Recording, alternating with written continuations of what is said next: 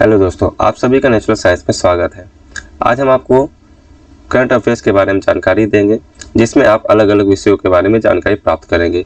तो आइए शुरू करते हैं और जानते हैं कि आज के करंट अफेयर्स में क्या क्या है। रॉकेट इंजन के लिए कार्बन नोजल का विकास किसने किया? IMF के अनुसार वित्त वर्ष 2024-25 के लिए भारत की GDP की वृद्धि की दर कितनी रह सकती है? इसरो कब तक अंतरिक्ष को मलबा मुक्त कर सकता है? गया BH क्या है? और अंत में हम जानेंगे DRDO ने एक्सोस्केलेटन के लिए उभरती प्रौद्योगिकी और चुनौतियों के लिए किस प्रकार से संसाधन तैयार किए हैं। तो आइए बिना देर किए आइए शुरू करते हैं। पहला, रॉकेट इंजन के लिए कार्बन नोजल, इसका विकास इसरो ने किया। इसरो जो हमारे भारत की एक राष्ट्रीय अनुसंधान केंद्र है, जिसका कार्य भारत के सैटेलाइट्स को आवश्यकता के अनुसार पृथ्वी के कक्षों में स्थापित करना होता है।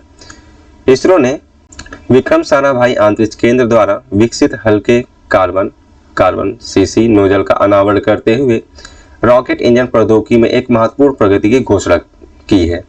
यह सफलता थ्रस्ट स्तर, विशिष्ट आवेग और थ्रस्ट टू वेट अनुपात जैसे महत्वपूर्ण मापदंडों को बढ़ाकर पेलोड क्षमता को बढ़ावा देने का वादा करती है।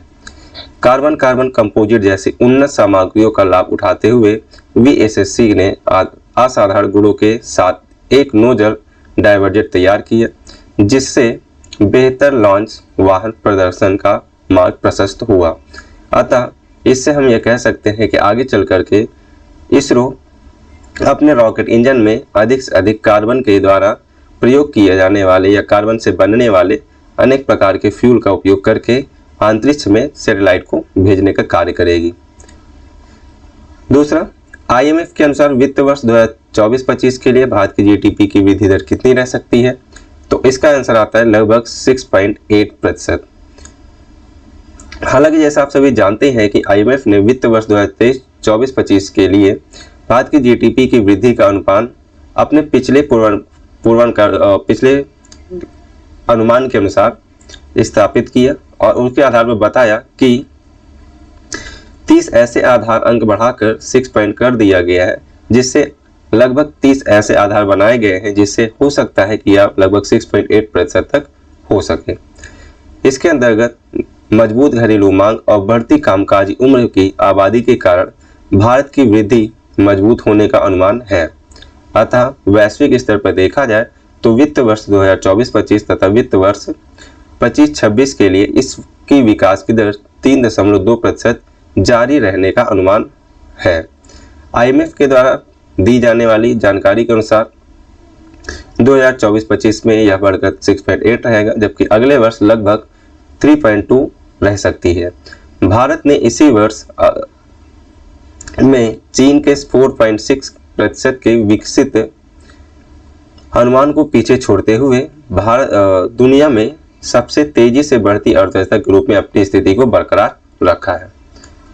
तो अगर यही स्थिति रहती है तो आगे चल करके हम शीघ्र ही विश्व की तीसरी सबसे बड़ी अर्थव्यवस्था बन सकते हैं। आगे चलते हैं।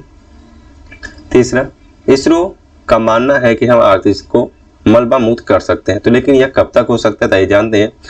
इसरो के द्वारा लगभग 2030 तक ऐसा मान्य है कि हम भारत को तथा अंतरिक्ष को मलबा मुक्त कर सकते हैं। तो ये जानते हैं कि इसरो ने इसके लिए क्या किया है। तो इसरो के अध्यक्ष S सोमनाथ ने 42वीं IADC वार्षिक बैठक में 2030 तक मलबा मुक्त अंतरिक्ष के लिए भारत की महत्वाकांक्षा की घोषणा की है।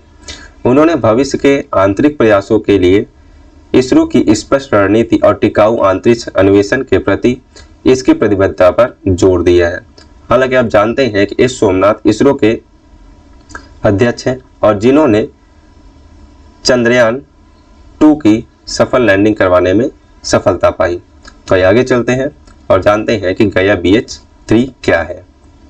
तो गया BH3 एक विशाल तारकीय ब्लैक होल है जो अभी अंतरिक्ष अर्थात ब्रह्मांड में उपस्थित है।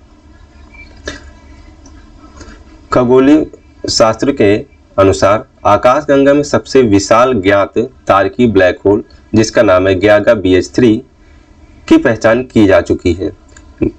गैगा मिशन के डेटा के माध्यम से खोजा गया है, अर्थात इसे अभी तक केवल यह अज्ञात था। इसको गया मिशन के आधार पर जो भी डेटा प्राप्त हुआ है उससे इसकी जानकारी मिली है। यह अपने साथी तारे के असमान जगमगाने का कारण बनता है तथा साथ ही साथ उनको नष्ट करने का कारण भी बनता है। भू आधारित वेधशालाओं द्वारा पुष्टि की जा चुकी है कि इस विशालकाय ब्लैक होल का द्रव्यमान हमारे शून्य से लगभग 33 गुना ज़्यादा बड़ा है, जो 1926 प्रकाश वर्ष की दूर पर एक्विला में स्थित है। आपको बताते चलते हैं कि एक्विला एक प्रकार का गैलेक्सी है, जैसे हमारा सौरमंडल है।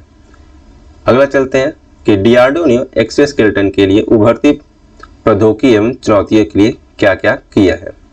तो इन्होंने बेंगलुरु में एक ऐसा संगठन तैयार किया जो एक्सोस्केलेटन के लिए प्रौद्योगिकी एवं उनकी चुनौतियों से लड़ सकता है।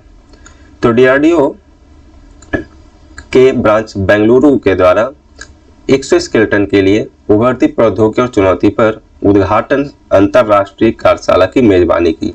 अतः अब हम कह सकते हैं कि एक्सोस्केलेटन से जुड़ी हुई किसी भी प्रकार की प्रौद्योगिकी एवं चुनौतियों को निपटाने के लिए डीआरडीओ के द्वारा स्थापित की गई कार्यशाला जो बेंगलुरु में स्थित है वह उसके लिए उत्तरदायी होगी।